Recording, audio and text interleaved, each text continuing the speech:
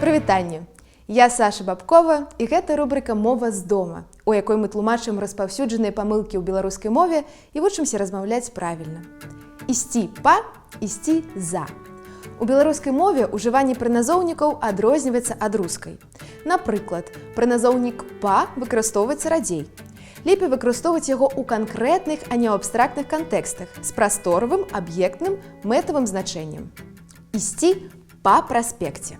Шпацыраваць па вуліцах горада, ударыць па стале, тужыць па радзіме, ехаць па грошы, паслаць па лекі. Параўнайце фразы. Хлопчык бяжыць па машынку. Гэта значыць, хлопчык хоча прынесці аднекуль, узяць недзе машынку. А вось хлопчык бяжыць за машынкай. Гэта значыць, што перша едзе машынка, а ззаду наўздагон за ёй бяжыць хлопчык.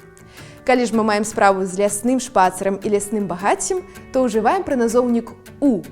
Пайсці ў суніцы, адправіць у грыбы.